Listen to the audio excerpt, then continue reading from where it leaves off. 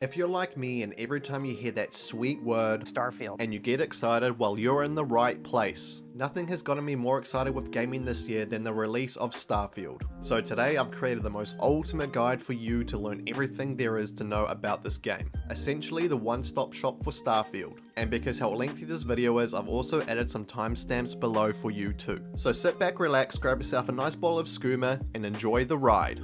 Don't forget to subscribe. At the start of character creation, you're going to be given the option to choose your background.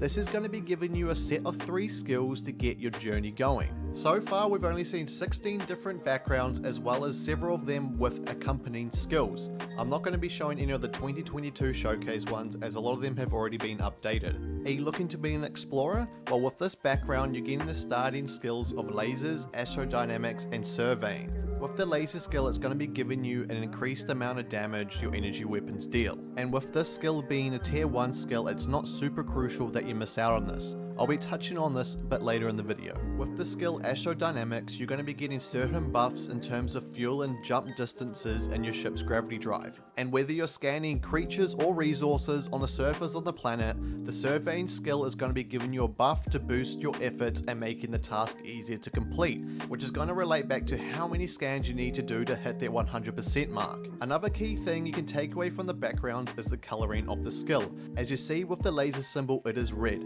which means by choosing this skill, it's going to be opening up the combat skill tree for you. And with the astrodynamics and also the surveying being blue, it means it's going to be opening up the science skill tree. Which is why picking the correct background for your character is very crucial. Another background we can take a look at is the diplomat.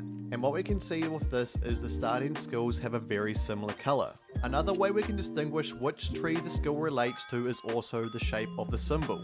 As you can see, Persuasion and Commerce both have the same hexagon symbol. This is going to be relating it back to the social tree. And then when we look at Wellness, we can see that as an upside down coffin. This means it's going to be coming from the physical tree.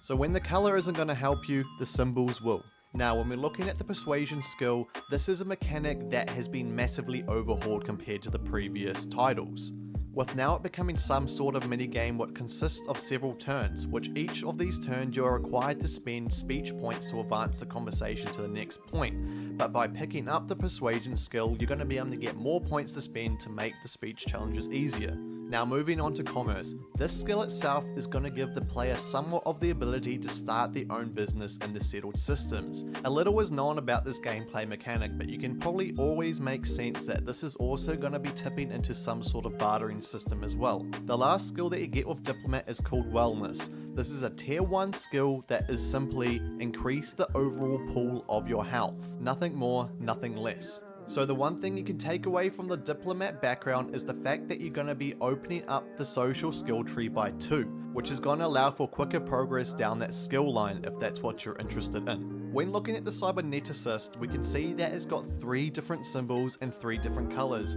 which is meaning that each of these skills are from individual skill trees. So by picking up this background, you're going to be an equal distribution across 3 different skill trees.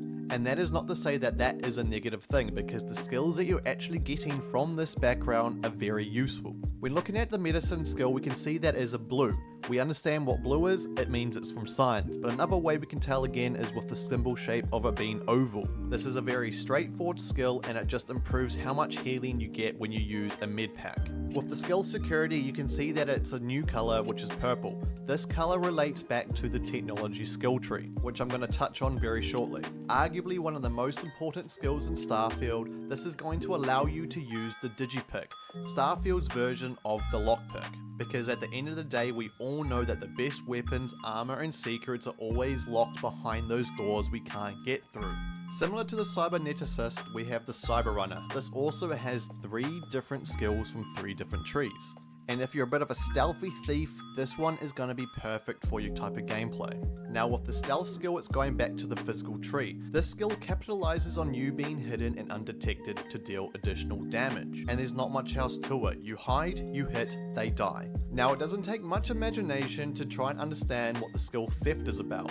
And as you can guess, it is pickpocketing. This is a tier 1 skill from the social tree. It's It's going to improve what you can steal, what you can put in the back of others' pockets, and also the chances of you being discovered. So what's the best way to utilize Cyberrun, you ask? Well, obviously by putting live grenades in people's back pockets. Don't judge me.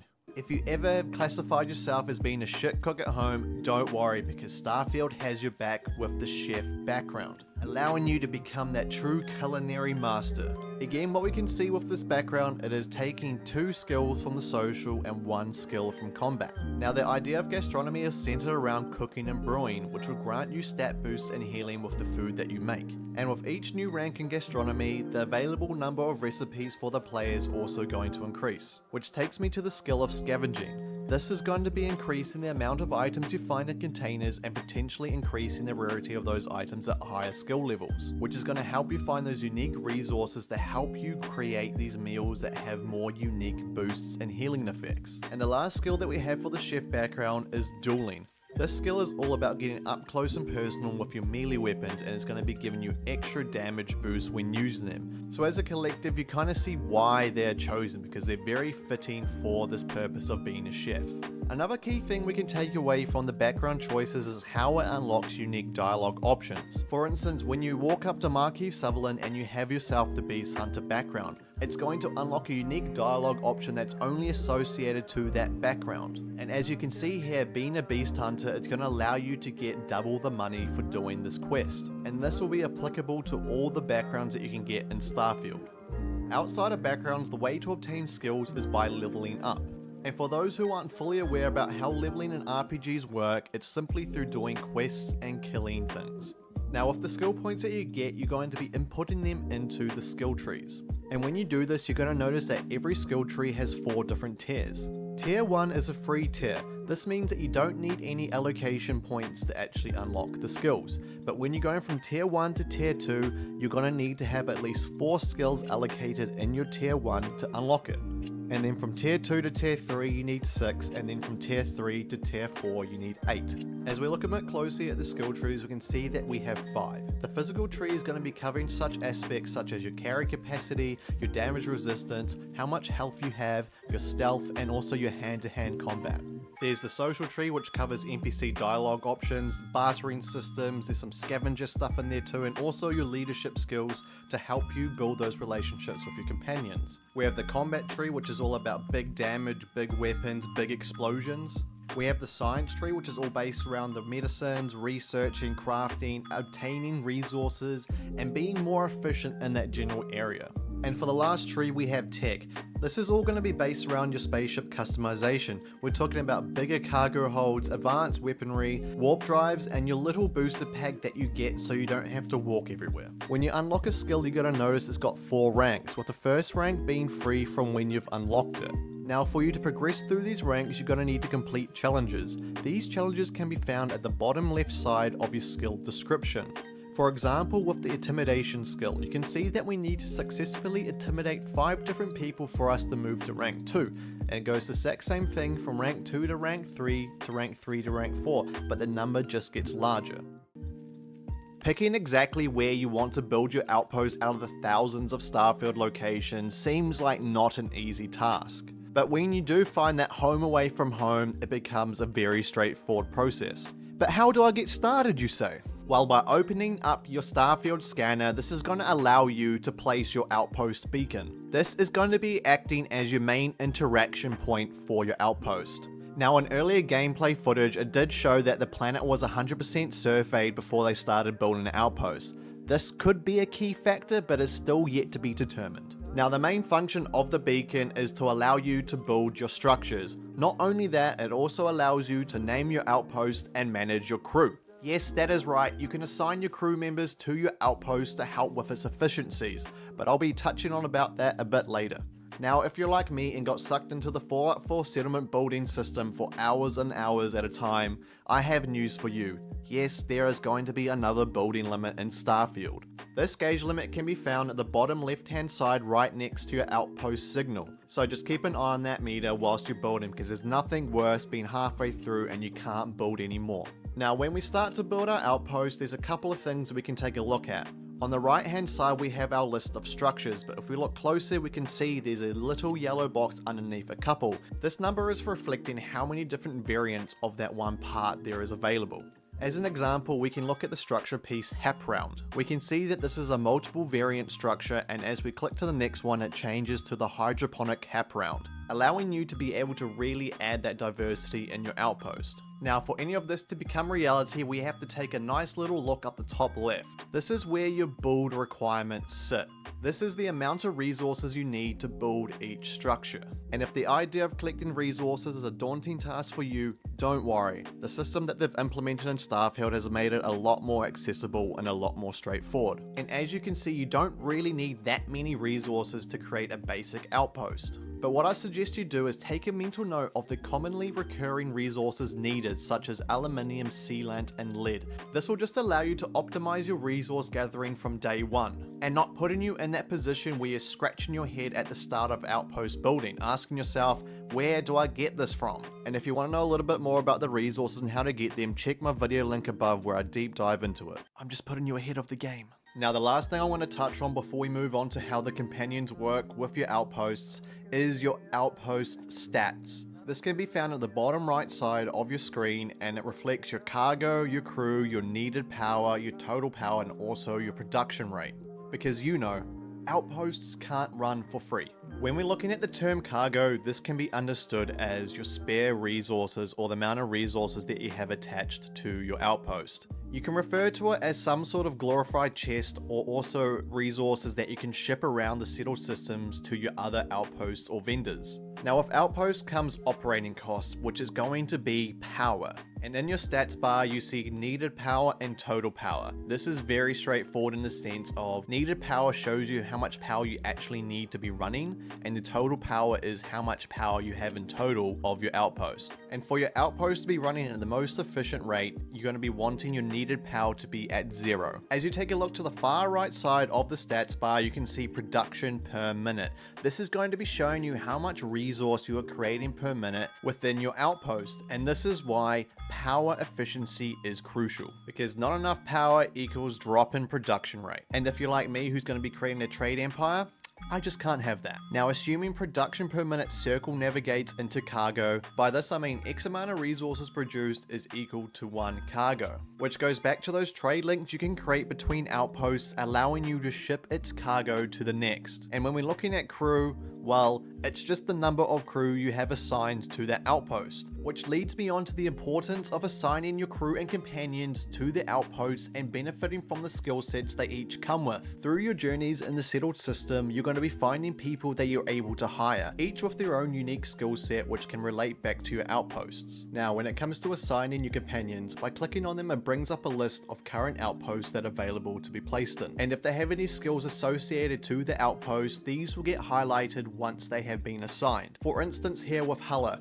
once we assign him to the Jemison Outpost 1, you can see that his Outpost Engineering skill then becomes active. Now Outpost Engineering is just one of the few management skills that you can get from your companions and you can get yourself, as it is a tier 3 skill from the science skill tree. Now the important thing about this skill is, as it goes up in rank, it's going to allow you to get some of the best outpost modules possible. And what are modules, you ask? They're simply just the structures that you can add onto your outpost, and they can be obtained by researching them on the table and also through your outpost engineering skill. And what is even better is the fact that Huller himself has rank 3 in that skill. So not only are you getting an advanced skill for free, but you're also getting a ranked 3 version of it as well. And that is all purely through assigning him to your outpost. And that is not to mention you can have multiple crew assigned to one at a time. And now that's what I call free real estate. And if you're unsure down the line if any of your members have been assigned, you can check in the system on the left hand side there underneath their name. And as you can see, Barrett, Huller, and Sarah Morgan are currently not assigned to any outposts.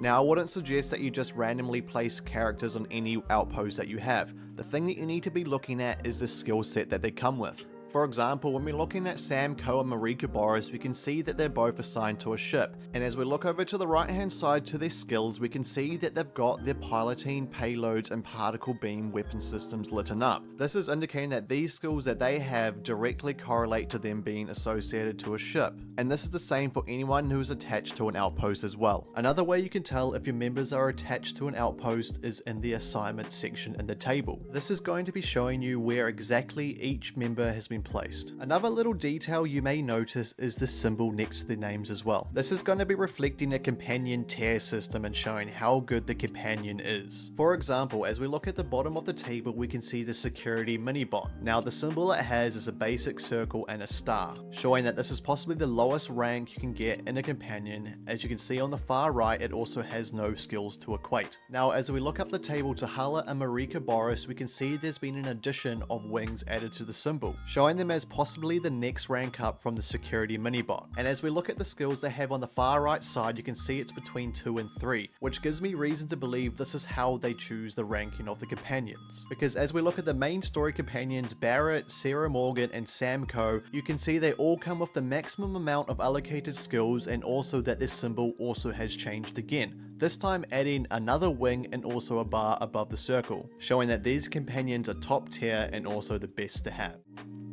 Now, as we look into our inventory, we're going to be able to see the types of weapons that we have and what type of weapon damage they do. We have physical type damage, which is reflected by the symbol here, and these are going to be your standard bullet guns. They will be producing standard damage across the board with no real special effects. We have the energy type weapons, which is reflected by this symbol here. This type of damage is going to be effective against enemies with shields, but also melt their health down as well. And if you're in combat and see these multicolour shots fly past you, you know you're getting attacked by energy type weapons. And for the last damage type, we have electromagnetic, which is shown by this symbol here. This type of damage is going to be very similar to your energy type weapons, but what you'll notice with weapons that have this type of damage is going to be more of a continuous beam rather than single bullet shots. And obviously we have explosive, which will be coming from your grenades, your mines, and also some of the heavy weapons you can get. And boy, the sounds and visuals of the explosions are better than ever.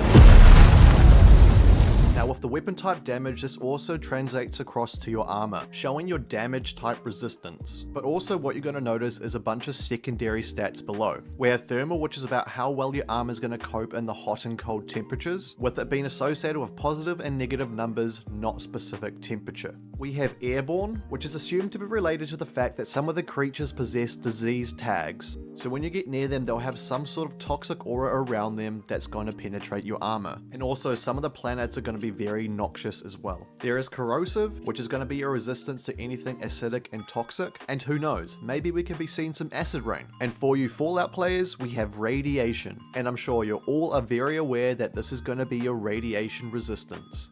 Now a tip for you if you're trying to figure out if any of the planets you want have any of these effects. Look down to the left side where the watch screen is, and you'll notice these little symbols here. This is going to be showing you if there's any thermal, corrosive, radiation or airborne effects on this biome.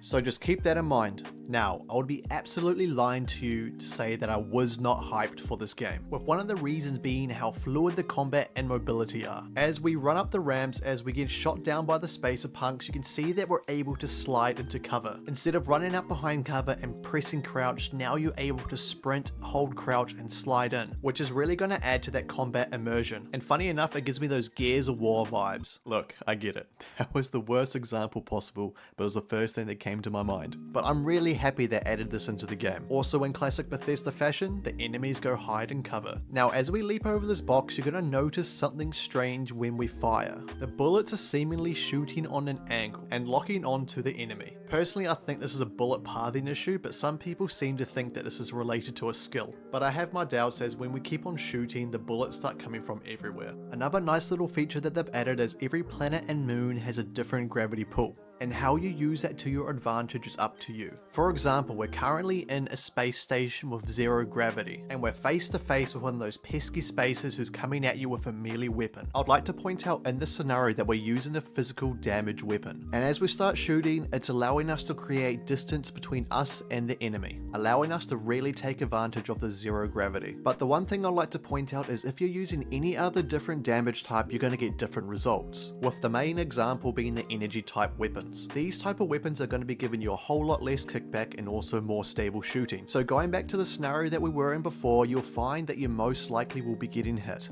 And now what I think is going to be one of the funnest parts of Starfield, we have the booster pack. And is definitely going to be one of the skills I drop all my points in early on. This is a massive key focus on how you're going to be exploring the planets and getting around. It's also going to be helping you getting to those high up places where you won't be able to reach by foot. The jetpack is also going to be giving you a lot of edge in combat. And when you mix the gravity and booster pack together, it becomes a beautiful symphony of destruction, allowing you to rain death from above. Now do keep in mind that this is a skill in the technology skill tree. So as a suggestion, I'll say dump your points in boost pack early on to really maximize that fun gameplay. Now as we take a look at the new Starfield stealth system, there's something important I'd like to talk about, which is the fact that we're able to now pickpocket in real time. As we are all well aware of the previous Bethesda games, it was more of a stationary click, pick and leave. But not only that, we're able to also sneak through vents, roofs and walls for alternative paths to take down our enemies. It really seems like they're doubling down to make this game as immersive as possible for the player. And I am not one to complain about that, because it seems like we're finally gonna have a stealth system which actually feels like stealth. Now when we're talking about weapons as a whole, the first thing I'd like to touch on about is the cutter. This is going to be the starting weapon you get in Starfield, and we all know it's going to be primarily used for gathering resources. But this also can be used as a last resort when you get into a bit of a sticky situation. Don't get too excited though, because this is going to be doing minimal damage. And by minimal, I mean 4 DPS. This is a weapon that we're going to have on us all the time. And for some people's disappointment, you're not going to be able to mod this weapon, with improvements coming from skills such as geology. And before you all start screaming, how the hell do you know? At the bottom right of the weapon information, it has the amount of mod slots that are going to be available for this particular weapon. And for the cutter, there are 0. And as we go through a couple more weapons, you can see there's going to be a variant amount of mod slots for each. Now the ones that you saw that were green were reflecting the amount of mods that were installed, with these mods being shown at the bottom of the gun information, saving you time trying to figure out what has been installed. Another cool little feature I'd like to briefly talk about is the reactive environments. As you see, we're currently in sub-zero temperatures, and when we shoot the water barrel, it sprays and freezes, leaving behind an area of effect and causing your enemies to freeze. Now, knowing there's going to be toxic biomes in this game, do you think it's going to cause an explosion like in Witcher 3 when you light up the poison gas? Let me know your thoughts down below. Now, with the inclusion of neurostrikes as a skill in this game, unarmed combat has never been more powerful and more accessible. With it being a skill in the physical tree, you're now able to power your punches up until you explode somebody off the face of the earth. I mean, how can you not love that? And for you pesky pirates that want to know all about the spaceships, check my video link up the top, which is going to explain everything in detail. To summarize the combat, in my opinion, I feel like they've done a massive step forward. With Microsoft stepping in, I feel like that 1 year delay has really solidified the look of this game. I'll say it once and then I'll say it again. I cannot wait for this game to drop. Even if this game comes out a bit rocky, it's not going to stop me from playing it. Because I mean, what's a Bethesda game without bugs? And I'm not talking about Fallout 76. As you travel through the settled systems, you're going to be coming across multiple major hubs. And within these hubs, they're going to have a spaceport who has a ship technician. This is where you're going to be able to buy, sell, and modify your spacecraft, with the additions of also repairing your ship and asking where to find more crew for your craft. Now let's view and modify your ship. Now as you can see, there's quite a lot of information for you to digest, and there are a couple of key features I'd like to point out. As we take a look up to the top left, we're able to see the ship's systems. These are the stats that your ship currently have. The first 3 stats on your left are your weapon systems. This is going to be referring back to your damage output, with LAS short for laser, BAL short for ballistic, and MSL short for missile. And if you're sitting there wondering to yourself, what is the difference? The ballistic type weapons are your bullet weapons. You can look at this type of damage as your physical damage. It does great damage for when the ship shields are down, but when the shields are up, it's going to be outputting minimal. And for you to mitigate those shields, we're going to be looking at the laser weapons. You can look at these as the complete opposite to what the ballistic weapons do. They do a lot less damage to the hull, but when the shields are activated, this is when these weapons shine. And unfortunately, there's not much information about the missile weapons, but we can only assume that they're going to be doing massive damage to both the hull and shield. And if you're looking for a more detailed numerical value, you can head to the bottom of the ship overview, which is going to be showing you how much damage per hit these weapons do. Now as we take a look at the last 3 stats, these are referring back to the ship as a whole. We have ENG, which is short for engine, and this is going to be showing you the overall stats of how fast your ship can go. SHD, which stands for shield, and this is going to be covering the amount of shield your ship currently has. And saving the best for last, we have GRV. This is relating to grav drive, and it's going to be showing you how far in light years you're able to jump with your ship when you press that ultimate button. And again, if you're looking for a numerical value for your jump distance and your shield, head back down to the ship overview and it's going to be sitting just above the weapons. Now as we make our way to the top of the ship overview, you can see fuel, hull and cargo. The way that fuel is going to be working in Starfield is every time you're going to be using the grav jump. So we can see with our Frontier ship that we only have 50 fuel. And if we go down to our jump stat, we can see it's 16 light years. And if we relate it back to our fuel consumption, we're going to be using a maximum of 16 per jump. So with a fuel tank of 50 and a max jump of 16 light years, you're going to be looking at roughly 3 maximum jumps before you need to be refueling, which can be done back at the spaceports. Now if you're wondering what the hell is hull, the most stupidest words to put together. This is going to be the physical HP of your ship, but have no fear, if you think it's quite low, just remember your first line of defense is your shield. This will be getting depleted before any of your hull HP starts dropping. So theoretically, having a 310 shield gives you a good 676 HP. And then we have cargo. This is going to be the amount of space the module provides you for the various materials and resources you're going to be picking up on your journeys. And we're looking at this number here, boy, someone is over encumbered. With your maximum cargo load being on the right hand side and on the left side being what you have in your inventory at this moment. Now do keep in mind that all these stats can be all increased through the ship's customizations, which I'll be touching on very shortly. Now the last 2 things that I've skipped over in the ship overview are reactor and crew, as these play a critical role in your ship's functionality. Now the reactor is the main source of power that helps run the ship's systems efficiently, and not having enough reactor power across your ship means that a lot of your modules aren't going to be running to their maximum efficiency. What I mean by this is when you're flying around, you're going to see on the left side of your screen your 6 different adjustable modules with your 3 different weapon systems on the left side and also your engine, shield and gravity on the right. On the bottom of that, you're going to notice another bar. This is your reactor power. Now the idea of this is to distribute your points across your modules, and in this case we have a maximum of 14. So each time you want to increase a stat, your reactor is going to drop by 1. But do keep in mind you're able to chop and change these as you go. So the more stats you put in your components, the better they're going to become. And if you decide to put no points in the module, well, they get rendered useless. But not only that, each module has a maximum stat increase. For instance, when we look at the laser, we can see it only has 6 bars, which means we're only able to put a maximum of 6 reactor points into that module. So just bear that in mind when you start building your spacecrafts. And looking at crew, you can see that it's showing the number 2. This is reflecting the maximum amount of members you can have aboard your ship at this time. And why this is important is because there are modules that actually require crew members to run it. An example of this is with the Ion Beam H1010 reactor. As we look at the general stats that is provided by this module, we can head down to the bottom and look at something called crew rating. This number indicates how many crew you need to run this component, and in this case it is 2. Now if you're sitting there and asking yourself the question, how do I know how many crew I have? This value can be found in your numerical stats bar at the bottom in between the cargo and jump range. Now for you to start your ship improvements, you're going to be looking down at the bottom right at either the ship upgrade or the ship building, with upgrade ship being the quick and easy way and ship building being where you're able to create your monstrosities. Now as we go into our ship customization menu, you're going to be finding there's at least 12 different modules apart from your weapons that you're able to upgrade. This spans through components such as your engine, which is going to allow you to increase your top speed, your HAPS, which is going to allow you to increase your maximum amount of crew and also the amount of workstations you have on your ship, your fuel tanks, which is going to increase the amount of fuel you have and allow you to do more system jumps, Docker, which is going to allow you to board spaceships and space stations while you're flying around, through to your gravity drive, which is going to be allowing you to jump from system to system but at bigger lengths, to your cargo hold, which is going to increase the amount of cargo and resources you're able to carry in your ship.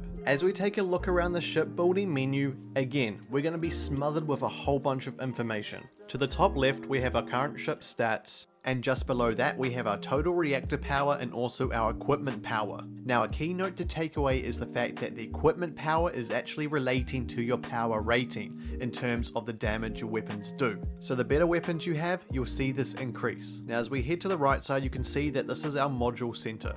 Now the one we're looking at is called the Nova Galactic All-in-One Berth. This is a HAP module which is short for habitation, and the stats that this part is going to be giving us is an extra 5 hull and also 2 extra passenger slots. But the thing you may notice is also the little dotted lines underneath the name. These are representing the amount of different variants this part has. And as you go through them, you're going to be noticing the attributes are going to be changing. But these stats are not the only thing that is going to be affected.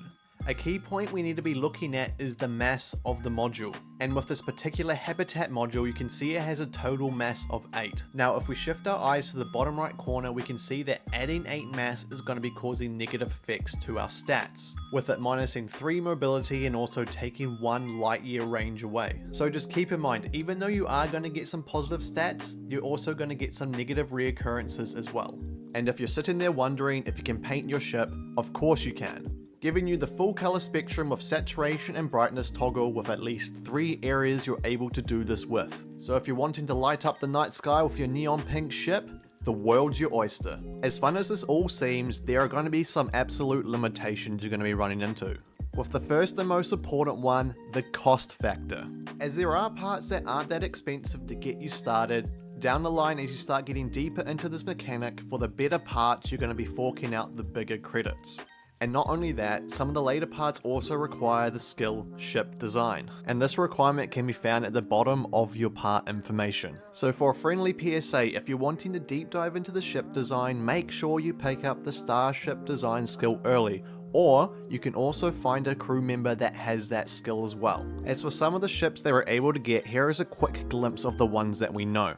We have the Celestial 2, which appears to be a very ballistic focused ship, the Dragonfire 2, which doesn't support any laser weaponry but instead relying on a huge number of ballistic weapons and also a powerful gravity drive, the Slipstream 2, which is a cargo light ship with massive missile defenses, the Voyager 3, which is an enormous vessel with huge shield capacity and also missile battery, simply a ship that will get any task done. And for the last ship we have the Marathon. It might not have as many weapons as the other ships out there, but this ship is designed to be a cargo vessel first and foremost. So whether you want to be a pirate, a cargo mover, or even just fly through the settle system doing as you please, Starfield Spacecraft Building has your back, with the results being endless. Now to begin your crafting adventures, you're going to be heading to your research laboratory. These can be found in a variety of spaces around the settled systems, such as your ships and also your outposts. This is where you're going to be researching the different projects across these 5 trees. You have pharmacology, which is going to be based around your chemical buffs and also your health packs. Food and drink, which is going to be allowing you to get more recipes but also improve the effects that they bring. Outpost development, which is all about unlocking new modules and also improving them. And if you're interested in a little bit more information about Outposts, check the video link up above. And for the last ones, we have equipment and weaponry. This is going to be diving into the different modifications that you can equip onto your armor and weapons. A little key thing to take away before we move on is the fact you're able to see the available projects underneath each tree, which is represented by this number here. Now as we dive deeper into the research lab, you're going to see a lot of information. On the left hand side we have the research projects. This is going to be showing us what is available for us to research, but also what you'll notice is that some are blocked. This is because you're going to need to complete the prerequisite before you're able to go to the next level, with the example here being Barrel Mods 1. Now for us to advance to Barrel Mods 2, all we're going to need to do is get a bunch of required materials, which we can see down the bottom here is 20 iron, 20 nickel and 10 sealant. Seems pretty simple, right? Well, here is the kicker. Up the top you're going to be noticing something called required skills. Yes, that is correct. A lot of these higher level projects are going to require you to have a certain level of a skill. For example, we have the gastronomy skill.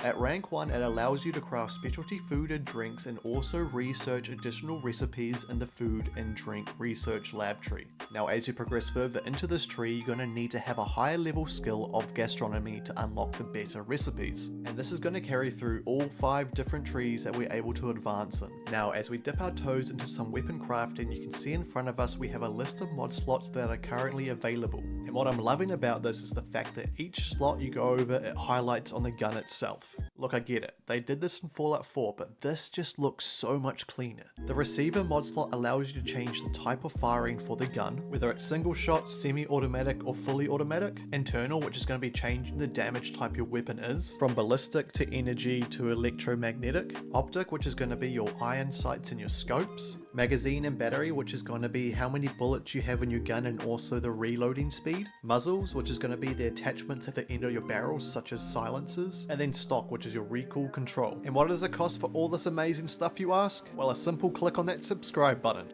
But seriously, most of these mods are going to be made up of 2-part metal, 1-part component. And again, with these lower ranked mods, you're going to be finding that lead is a very common material. So just keep that in mind when you're resource hunting. Another little thing I'd like to point out is when we are going through the mods, you're going to realize on the right hand side that some of them do tell you which research is required, which can all be accessed at your research laboratory. Now, time for my favorite overhaul that they've done to this game, because resource gathering has never been this easy, and it all starts with opening up your planetary map on your ship. Now, as we enter the planet overlay, on the left side we're going to see a whole heap of information, from the gravity to the temperature to even the type of water that's available. But the things that we're most interested in for the crafting is the fauna, the flora, and also the resources. And I hope you have a periodic table on hand because you may need it. Now, the cool thing about this overlay is it's going to be showing us exactly what is going to be available on this planet, all thanks to being able to scan the planet before you land. So when we're looking at Parima, we can see there's 4 different types of creatures, 3 different types of plants, and there's also 8 different resources that we're able to collect, which is going to be extremely helpful when you're trying to find specific resources. Another little detail I'd like to brush over is the fact that it also shows the rarity of resources that are on the planet as well, with the single green star being uncommon, the double blue star being rare, and the triple yellow star being legendary. Now, as you land your ship down on the new planet, you're going to be surrounded by all sorts of new fauna and flora, which is where your environmental scanner comes into play so you can start researching. As we approach the Boreas route, you're going to notice that we get 13% for a single scan. And as we go around the planet to find more of these individual plants, this is going to increase more and more. This also goes for any creature that you may decide to scan. This is going to unlock behavioral traits, what kind of resources come from this creature, and also what kind of biomes you're going to be finding it in. So when we're looking at the Mothwing Grazer, we can see that the resource type is fiber. What this points out is when this creature dies, you have a chance of getting this resource from it, which is the same for the Hunting Sailgator, which has a chance to drop pigment, and the Swarming Dragon that has the chance to drop sealant. With these creatures' resources being used to help you with your outpost building, your weapon and armor modding, and your crafting in general. And just remember, the Swarming Dragon drops that fine ass sealant. Now, when completing certain plants and creatures surveys, it unlocks a mechanic called reproduction, which is going to allow you to reproduce them when you put them in your outpost, which is taking me back to the good old days of Farmville. I know damn well a lot of you played this game. And once again, because I know how much you love me comparing this to Fallout 4, you can create trade routes between your outposts, meaning whatever ones you've connected, you're able to access their resources for crafting throughout the universe. So let me know in the comments below, are you going to be Starfield's next top farmer? Fuck. When we go about collecting mineral resources such as iron and other metals, you're going to notice one key difference when you pull up your environmental scanner. You are unable to scan and gain research points like you can with the flora and fauna and get new traits and understand the resource better, which essentially means you're going to have to planet hop to get to these resources. But lucky enough, this is when the whole planet scanning system comes back and gives you a great helping hand. So you're not flying around the solar system like the 3 blind mice just to try and find the resources you need. But a little cool thing that you're able to do with this type of resource is when you find deposits, which you will on the planets, you're able to create some sort of production with your outpost that keeps on mining it, which again comes back to the trading routes that you create. With enough of these automated production lines in place, you're going to be finding that you do not have to worry about resource gathering whatsoever. And all I can say to that is sign me up. So looking back over the years, I can safely say that Bethesda is slowly learning how to implement a good and safe crafting mechanic. Not to say that they have perfected it in any way, shape or form, but I do believe with Starfield this is going to be their best system yet. With the different layers they've added into the crafting system, you know it's going to be a bit of a grind, but this may be a good grind to say the least. And the reason why I say this is because there are automated systems that you're able to put in place just to make that grind a little less. And on top of that, you obviously have your crew and companions that help make that matter even easier. I have no doubt in mind that when Starfield comes out, it's going to be as good as it seems. And for all those people that are constantly throwing negativity at this game, you need to get over yourself. Bring back the days where success was celebrated by all. And on that note, I just want to thank you all for watching. I hope you've enjoyed the video, and if you have, don't forget to leave a like and subscribe because there's plenty more Starfield in the tank. Let me know your thoughts in the comments because I'm always eager to see what you think. And until then, I hope you have a fantastic day and buckle in, boys, because we're going to space.